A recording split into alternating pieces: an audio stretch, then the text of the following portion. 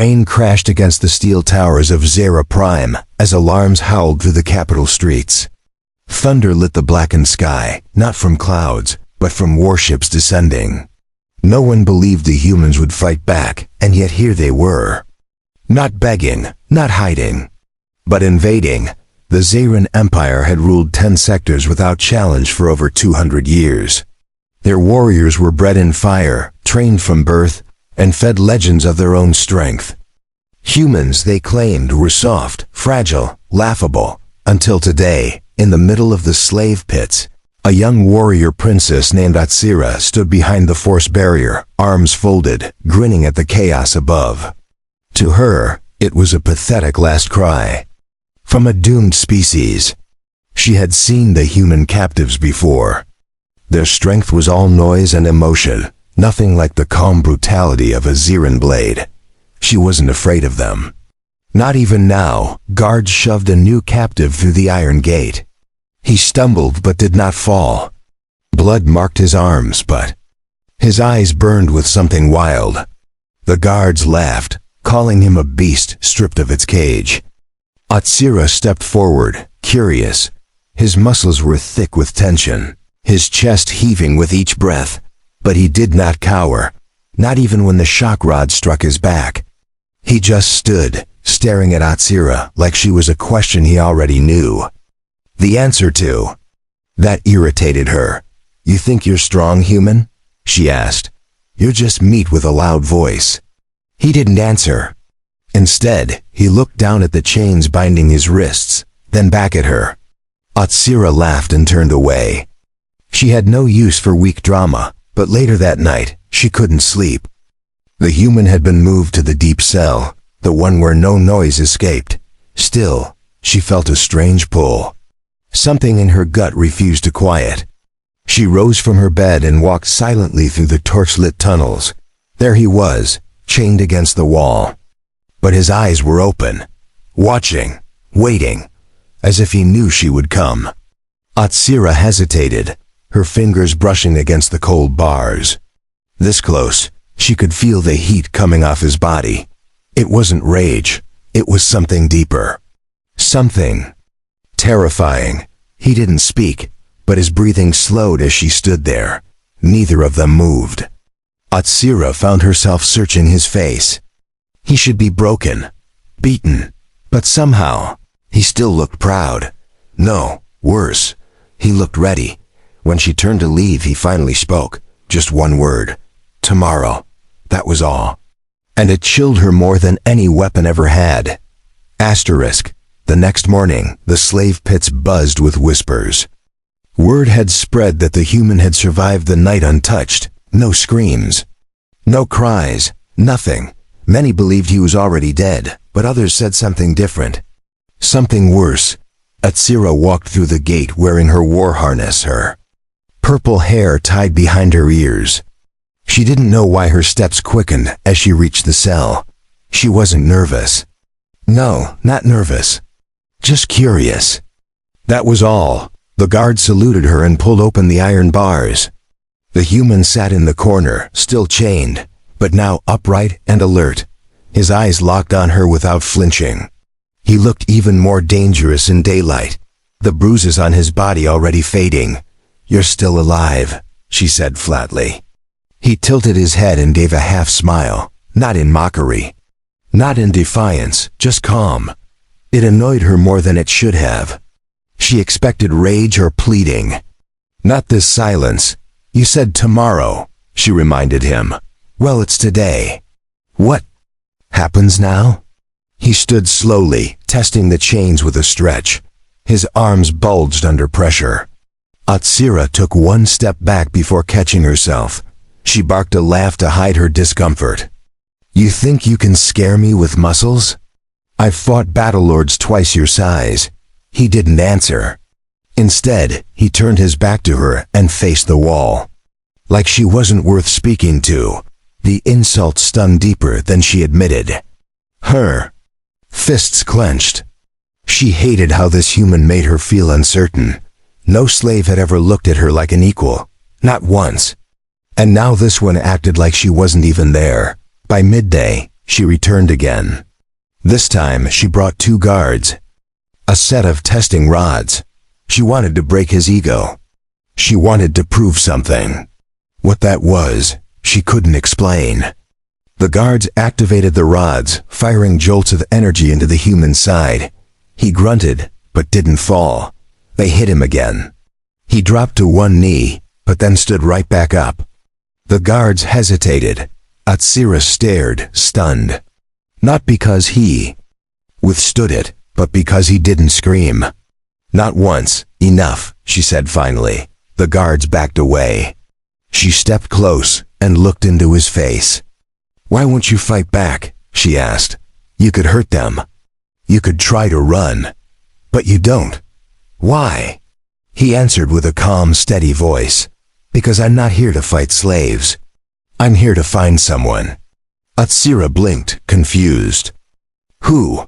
He stared into her eyes and said nothing more.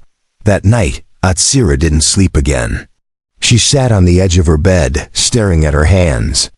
Something about the way he looked at her made her skin burn, not in fear, not in anger, but in question, as if he saw something inside her even she didn't know. She returned once more after dark. Alone this time, the hall was quiet. The guards didn't stop her. She walked slowly, uncertain of her own reason. When she arrived, he was awake, sitting against the wall as if waiting. "You said you're looking for someone," she said softly. "Who?" His voice was lower this time. "She doesn't know who she is anymore. But I do," Atsira frowned. "That makes no sense." He gave a small nod. "Not yet. But it will." For a moment, neither of them moved. Then, without warning, he rose too. His feet gripped the chains. Metal groaned. Atsira stepped back. She watched as the muscles in his arms flexed like coiled steel. Then one chain snapped. Her mouth opened, but no sound came. He turned to her, calm, breathing steady, and extended his hand not in violence, but as if offering something. Something invisible, but undeniable. She didn't understand what it was. She didn't run. She didn't call the guards. Instead, she stood frozen, caught between duty and something deeper. He didn't move closer. He just waited. For her choice. For her voice. Atsira's hand rose slightly, trembling. She didn't know why. She didn't know what came next. But she knew, without question, everything had just changed. The chain still dangled from his wrist as Atsira stood there, unable to move. Her mind screamed at her to call the guards, to step away, to do anything, but her body disobeyed. She just stood still and stared at his outstretched hand. It wasn't a threat. That much she could feel. His hand held no weapon, no aggression, just a silent challenge. A test, as if he were waiting to see if she had the courage to trust him. And for the first time, Atsira wasn't sure what she believed anymore. "I could have broken free long ago," he said. "But I waited, because I needed you to see it first." His voice was quiet but steady. The words didn't feel like an act. They felt like the truth. And that truth shook her. Atsira lowered her hand and stepped back. Her voice cracked slightly. "You waited for me? Why?" The human took a slow breath, lowering his arm. "Because you don't belong in chains either. You just forgot." Atsira's chest tightened. His words dug deeper than they should have. She was a warrior, a royal, a leader. She didn't take advice from slaves. And yet, standing in front of him, she didn't feel like the stronger one anymore. He sat back down against the stone wall. No escape attempt, no violence, just silence. As if to say, the choice is yours now. And she hated how much that unnerved her. Because deep inside, part of her didn't want to leave. When she returned to her chambers, she smashed a glass against the wall. The guards outside heard it but didn't dare ask questions. She sat in the dark, gripping her knees, shaking from something she couldn't name. The next morning, she didn't visit the pit. She stayed away, ignored the whispers, ignored the ache. But even the palace air felt heavy. everything seemed slower, less certain. And her thoughts kept circling back to him. Later that afternoon, the High Council summoned her. They spoke of rebellion, of unrest. They demanded updates on the human prisoner. She reported he was still chained and silent, no threat, no signs of intelligence. That lie burned her tongue as soon as she said it. But they believed her. Because they too underestimated humans. Because they wanted to. That arrogance had infected the Empire. And now it blinded them. After the meeting, she found herself walking toward the cells again. This time she didn't try to explain it. She just walked. No guards followed. No footsteps echoed behind her. Only the hum of the forced doors, and her quickening breath. He was still there, sitting, calm, just like before, one arm still chained, the other free. He looked up as she approached, but said nothing. That silence between them had become louder than words. "You confuse me," she said. Quietly, "You make me doubt my own place." His eyes stayed on hers. "That's because your place isn't where they told you it is." She clenched her fists, frustrated. "Stop speaking like you know me. I don't need to know you," he replied. "I just recognize the look in your eyes. I've seen it before. It's the look of someone born in a prison they didn't build." She didn't respond. Not right away. Her thoughts twisted and collided. It was dangerous what he said. It was forbidden, but it didn't feel wrong. That was the problem. It felt too honest, too clear. She stepped closer. Her voice was low, shaking. "You think I'm your ally?" He shook his head. "I don't need you to be my ally. I just need you to remember who you are." She stared at him for a long moment. Then, without warning, she unlocked the second chain. The clatter of metal hitting the floor echoed through the cell. The human didn't move, didn't smile. He just stood up slowly, rubbing his wrists. She half expected him to lunge, to strike, but he did none of that. He only said one word, "Thank you," and somehow that word felt heavier than any chain. She turned away, confused, but he followed without question. No escape plan. No fight. Just quiet footsteps behind her as they disappeared into the shadows of the stone corridor. When they reached the upper level, she stopped. The hall was clear. She turned to him. "If you try to run, I'll have no choice but to end you." He nodded once. "I won't run. I didn't come to escape. I came to free you." Her heart pounded harder. She wanted to call him a liar, a fool. But deep inside, she knew he wasn't wrong. And now it was her who felt trapped, not by walls or chains, but by the truth. Asterisk alarms hadn't gone off yet, but Atsira knew they would.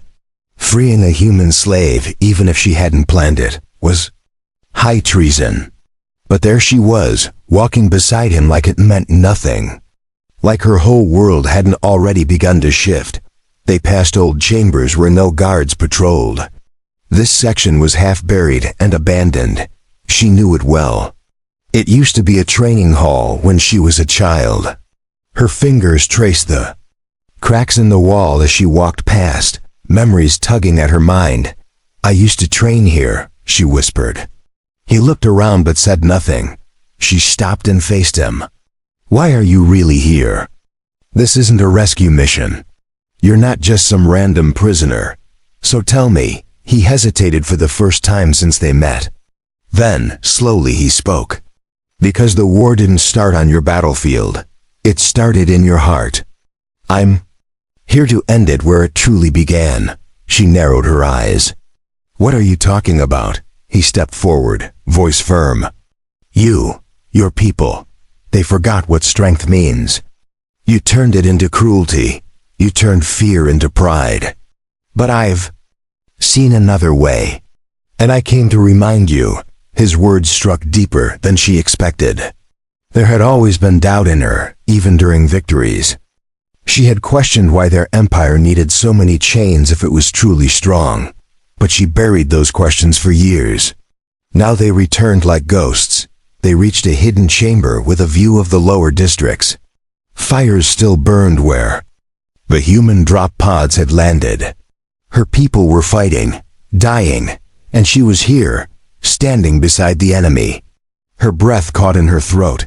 "I should turn you in," she said, more to herself than him. "You're part of the invasion." He shook his head. "I didn't come to conquer. I came to heal something that was broken long before my kind arrived." She felt the weight of the truth again, heavy, unforgiving. "So what now?" she asked. "What do we do?" He looked out over the city. "We wait until nightfall. Then we move to the inner vaults," she blinked. "That's suicide. You'll never make it past the royal chamber guards." He finally smiled. "I won't have to." "You will." She stared at him, stunned, but somehow not surprised. "You want me to turn against my own family?" she asked. "You want me to betray my blood?" He nodded slowly. "If your blood keeps you in chains, then yes. Because family should not be the reason you forget who you are." The silence that followed was thick. She turned away from him and leaned against the stone wall, staring at the flames outside. The girl she used to be would never have listened to him. The warrior she became would have killed him. But neither of those versions felt real anymore.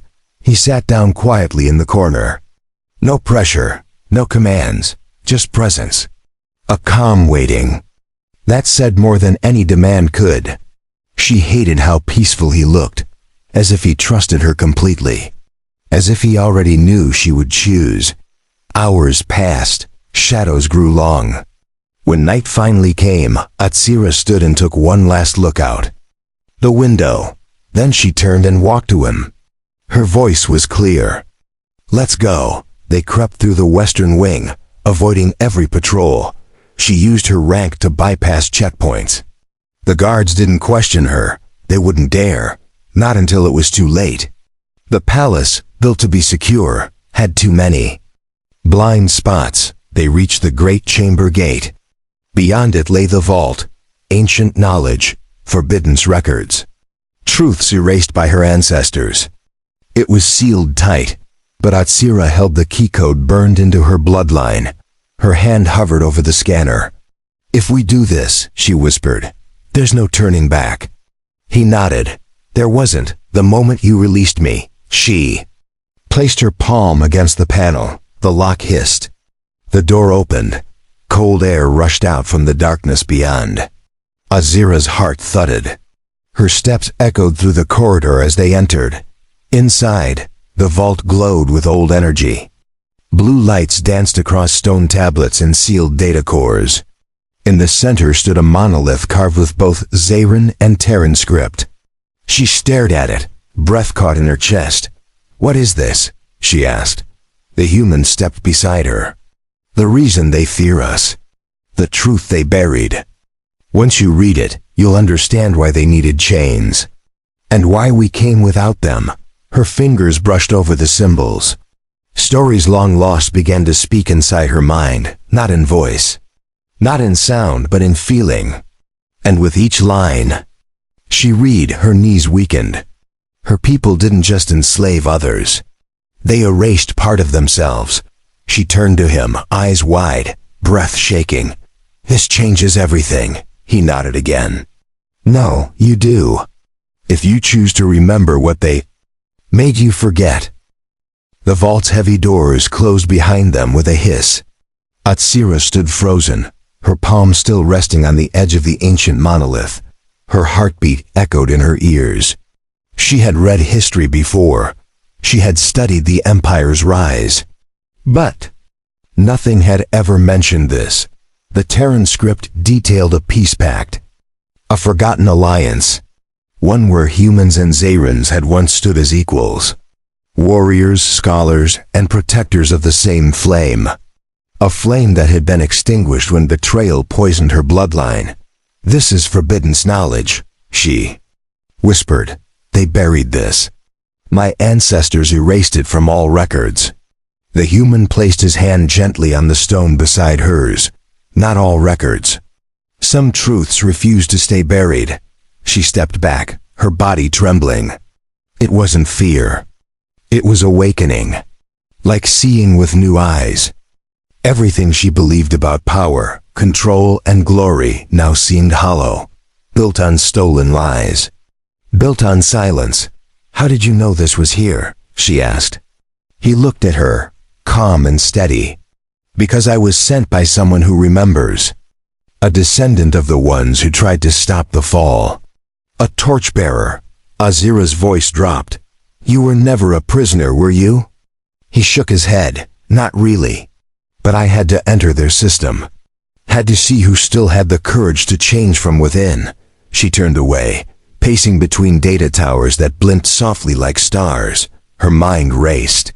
If this knowledge became public, the Empire could fracture. War would rise again. And yet, something inside her whispered that war had never ended. It had just worn a different name.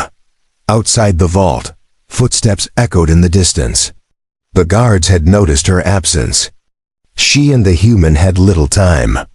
Still, he did not rush her. He waited as if the entire fate of two species could pause for her answer. "You don't understand," she said sharply. "If I stand with you now, I will lose everything. My title, my honor. My blood will be hunted." He looked her directly in the eyes, "Then lose it. If it means gaining yourself." The simplicity of his words struck like a blade. She had expected arguments, plans, strategy. Not this, just quiet conviction. And a belief that freedom could only be real if it was chosen. The lights in the corridor flickered. Voices rose. The guards were getting closer. Azira clenched her fists, fighting her breath. Then she pulled a core crystal from one of the data towers and slid it into her belt. "We take this to the surface," she said. "We show the people what's been hidden. But if we're caught, I'll deny everything." He nodded once. "Then we'd better not get caught." They slipped through the vault exit, just as the outer hall lights shut off. Power cuts. Emergency. Lockdown. The system had detected unauthorized entry. Now the palace would seal every door it could. Azira led the way through a hidden maintenance tunnel. It was narrow and humid. Pipes hissed around them. She moved quickly, her footsteps quiet. The human followed with ease. His breathing never changed, even as they climbed vertical shafts and crawled through dusty chambers. They emerged into the upper garden, lit only by red moons. From here, the public square could be seen far below. Citizens were gathered in confusion. Fires still burned in the outer districts. Drones zipped through the sky. "How do we get it to them?" she asked, pulling the crystal from her belt. "Even if I speak, they'll call it a trick. A trap, propaganda." He held out a small transmitter. "This will project it directly to every personal viewer within 50 kilometers. She stared at the device. It was smaller than her thumb, but heavier than any blade she'd ever carried. Her fingers curled around it slowly. Her breath came harder. This was it. Her moment. No more training halls, no more court rituals. Just choice. "You believe in me," she said quietly. He answered, without hesitation, "I saw your strength before you did. I only helped you see it too." Her chest rose with a sudden sharp breath. Then she stepped onto the edge of the tower. Her voice carried across the wind. Clear, royal, commanding. The moment she spoke, the entire square below turned silent. The guards froze. The crowd looked up. And then, with a steady hand, she activated the transmitter. A projection burst into the sky. The ancient monolith shimmered. The lost history of two great peoples played in the air like fire and memory. Gasps rose, cries, some screamed. Some fell to their knees. Others simply stood still and wept. She stood beside the human, her heart pounding, as the truth reached thousands. No one laughed now, no one mocked. Even her enemies didn't know what to do. And for the first time, she felt free. Asterisk the projection faded slowly, but the silence remained. The sky over Zera Prime had never been so quiet. Thousands of citizens stared at the space above them where forgotten history had just lit the air. No one cheered, no one ran. They simply watched as their world unraveled. Atsira lowered the transmitter, her hand trembling slightly. She had done what no royal ever dared. She had peeled the lie from her own legacy. The silence around her felt like the breath before a storm. It would not last. Beside her, the human scanned the skyline. His voice was calm. We need to move. They won't. Wait long before they send someone to erase what just happened. She nodded. She knew what came next. Judgment, punishment, or worse. Alarms blared again, sharper than before. From the palace spires, black-armored enforcers launched into the air. These were no ordinary guards. They were the royal silence. Assassins trained to remove traitors without trial. Even she had feared them as a child. They're coming for me, she said. Not for you. I'm the one who gave the order. I'm the one who activated the truth. The human's jaw tightened. Then I'm the one who'll stop them. She grabbed his arm before he could move. You don't understand. These aren't guards you can intimidate. They don't speak. They don't hesitate. They don't fail. He looked her in the eyes, voice steel. Neither do I. They ran together, sprinting across the rooftop garden and down the access ladder into the shadowed upper halls. Drones flew overhead, scanning the towers. A siren repeated her name like a curse, marking her as a traitor. Inside the corridors, they found resistance. Guards blocked their path, confused but still loyal. Atsira didn't hesitate. She struck. First, her blade slicing through the air with precision. The human followed behind, his fists crushing weapons before they could be raised. Together, they carved a path through the palace that once celebrated her victories. Now it turned on her. Like a viper. Paintings of her ancestors watched with cold, painted eyes as she defied everything they built. They reached the eastern side, where a hangar held royal speed cruisers. If they could reach it, they could escape the city and vanish into the outer provinces. But as they entered, they were met by silence, not the quiet of peace, the silence of ambush. From the rafters, 10 black-armored figures dropped with perfect unity. The royal silence stood between them and freedom. Each held a curved plasma blade and a mask carved from obsidian. Atsira stepped forward instinctively. They won't listen to reason. They're bred for death. The human didn't reply. He stepped in front of her and raised his fists. Then they'll meet someone who wasn't bred, but earned it. The first assassin lunged. The human caught the strike with his forearm, twisted, and slammed the enemy into the floor. The impact cracked the stone. Another came from behind. Atsira intercepted, her blade flashing with practiced fury. Steel clashed, sparks flew. The fight became a storm of movement. Atsira danced between the attackers, every strike an echo of her forgotten training. But the human fought like the storm itself. Brutal, relentless, alive with purpose. One by one, the royal silence fell. Not easily, not without cost. Blood-marked. The floor, her arm burned from a deep cut. The human bled from his side, but he didn't fall. He roared as he drove the last enemy to the ground and broke their mask with a single punch. Then there was silence again. Real silence, the kind that came only after survival. They stood in the middle of it, breathing heavy, staring at each other. Her voice was low. You saved me. Again, he wiped blood from his lip and smiled slightly. You're starting to expect that. They climbed aboard the cruiser.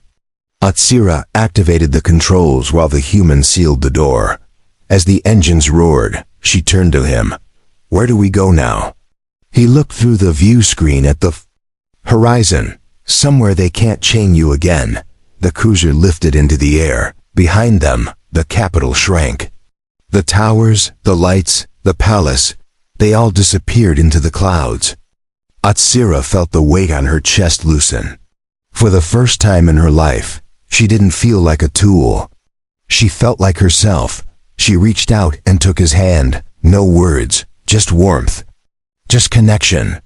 Whatever came next, they would face it together. The cruiser sliced through the night sky like a silver blade. Wind screamed past the hull as Atsira sat in silence, watching the stars come into view. For the first time in her life, they didn't feel distant. They felt reachable. Like something she could claim. Beside her, the human adjusted the ship's direction. His movements were calm and efficient. Battle hadn't shaken him. Fear hadn't touched him. But Atsira could see the tension behind his eyes. He was always scanning. Always prepared. She leaned back, resting her head against the wall. "I don't even know your name," she said suddenly. He looked at her with a slight tilt of his head. "I didn't think it mattered." She raised an eyebrow. "It does now," he hesitated, then spoke. "Callan, just Callan." The name settled in her mind like it belonged there. She nodded. "I'm Atsira." "But you already knew that." He nodded back. "Since the moment I saw you," the ship beeped softly. They had left the capital's airspace. No pursuers yet, but she knew it wouldn't last. The Empire didn't forget traitors. They didn't allow messages like hers to echo through the people. They would strike again. Harder, but Atsira didn't flinch. She wasn't the same girl who laughed at strength without knowing its meaning. She had seen real strength now. And it wasn't in titles, or armor, or fear. It was in choice.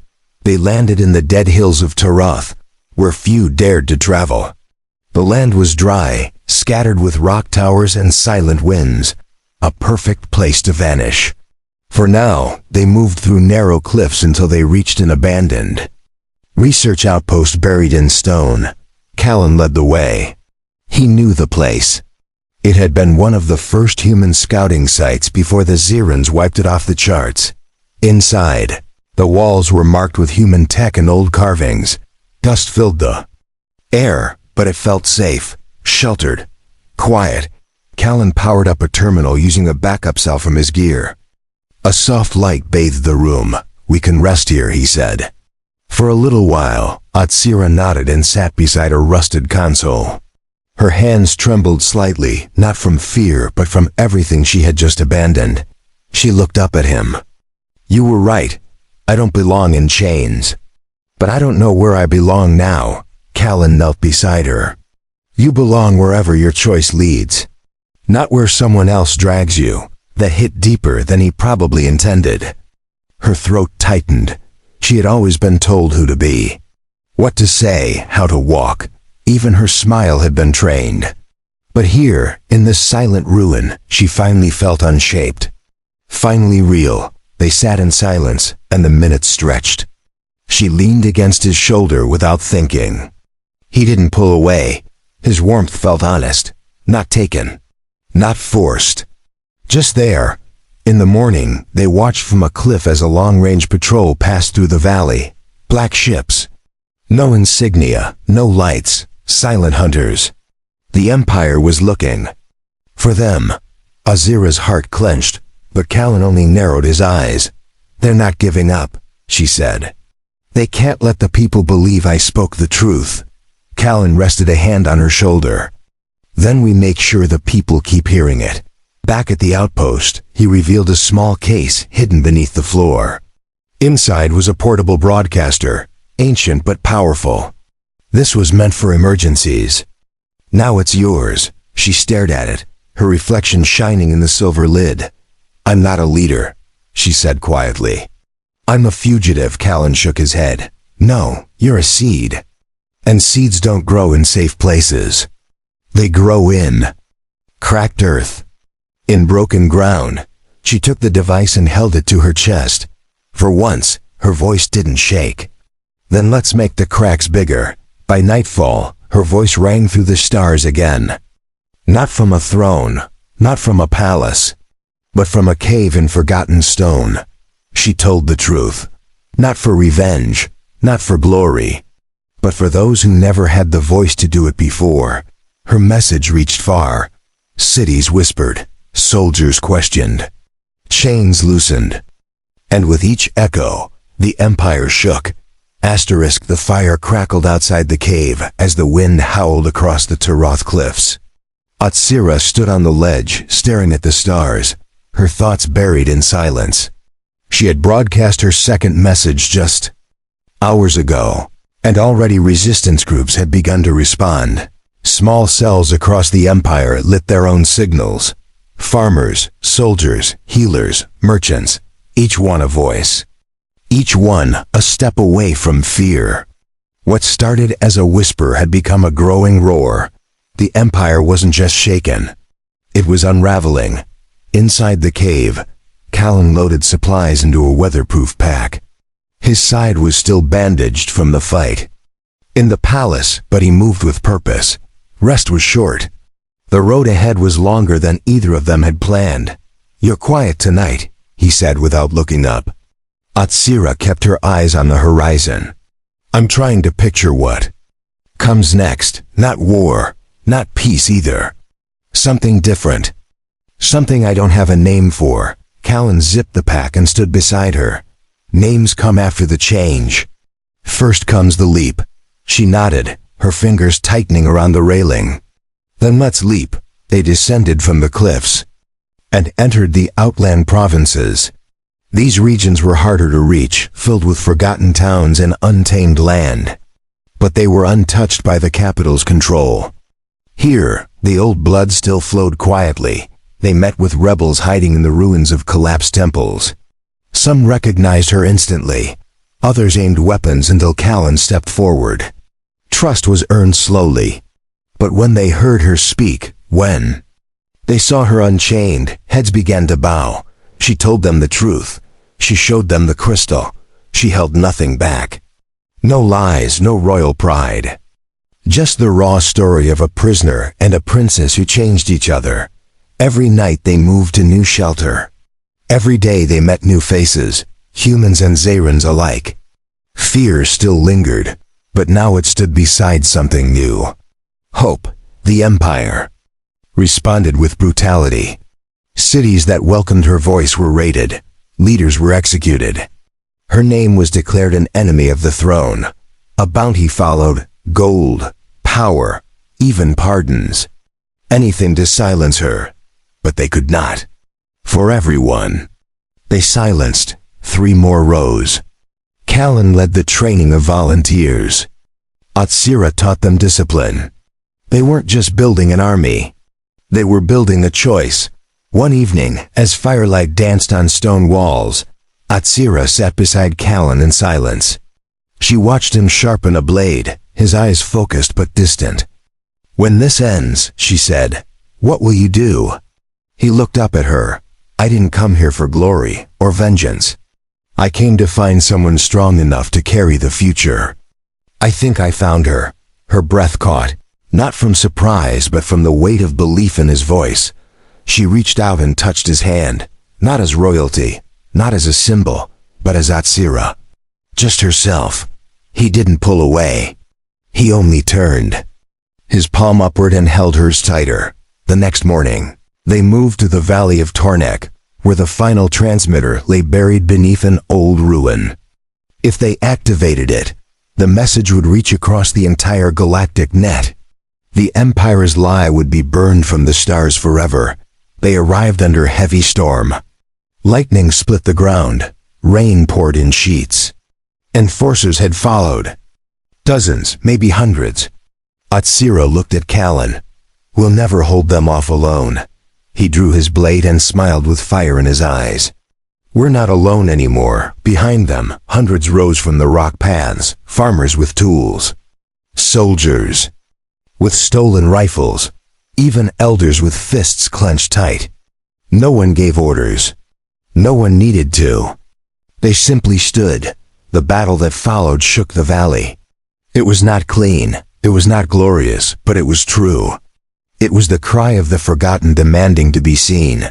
Amid the chaos, Atsira and Callan reached the transmitter.